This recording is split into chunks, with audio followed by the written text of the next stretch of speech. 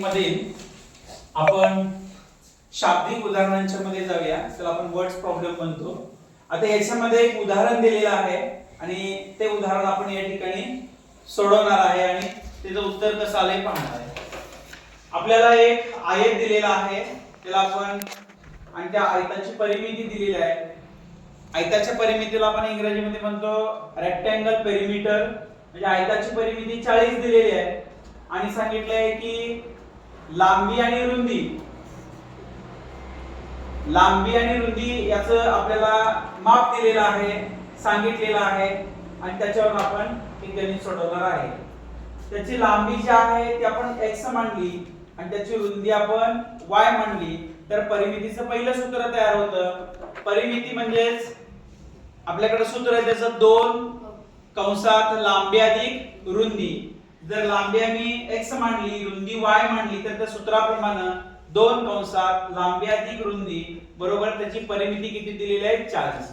मग त्याने काय सांगितलं, लांबीपेक्षा रुंदी दुपटीने 2 नी जास्त आहे म्हणून सांगितलं. मग या ठिकाणी आपण जर x ही लांबी घेतली, लांबीपेक्षा रुंदी किती पट आहे, दुप्पट आहे म्हणून इथं काय झालं 2y. दुपटीपेक्षा कितीनी जास्त आहे, 2 नी जास्त आहे म्हणून अधिक 2. दुप्पट म्हणले की गुणाकाराला, ने जास्त, वाढला म्हणले की बेरीज झाली. या ठिकाणी 2 ने जास्त. मग हे 2y बरोबर चिन्हाचे इकडे होतं ते इकडे घेतलं म्हणजे x - 2y बरोबर 2.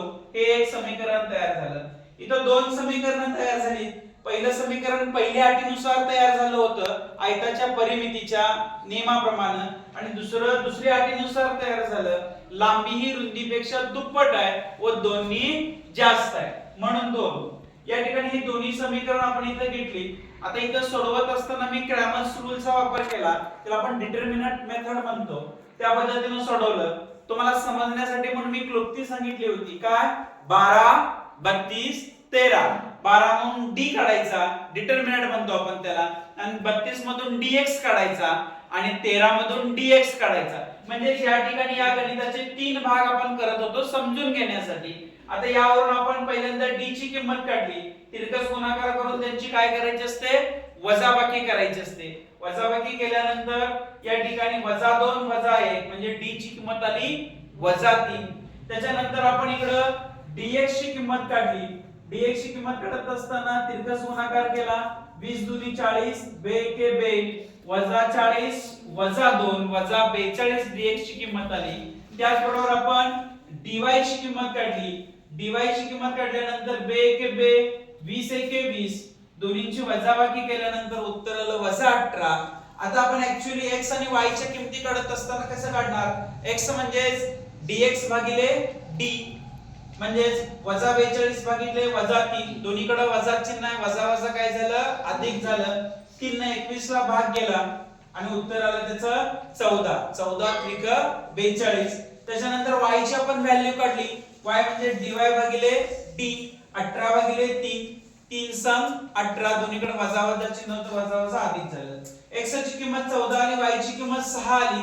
म्हणजेच काय झालं, लांबी किती आली 14 आली आणि रुंदी किती आली 6 आली. आपण गणितात सांगितलं होतं रुंदीपेक्षा दुपटीने. आता रुंदी 6 म्हणजे दुप्पट केलं किती आलं 12. 2 नी जास्त, रुंदीच्या दुपटीपेक्षा 2 नी जास्त. 6 ची दुप्पट केली तर 12 अधिक 2 म्हणजे 14. म्हणजे आपण पडताळा जरी घेतला तरी आपलं गणित बरोबर आहे. म्हणजे आपण x आणि y याला उकल संच म्हणतो आपण. त्याची जी किंमत आली ती किंमत आली 14 आणि 6. म्हणजे त्या आयताची लांबी आली 14 आणि रुंदी आली 6. लक्षात आलं शाब्दिक उदाहरण का? आलं का लक्षात नाही अजून? ओके ठीक आहे.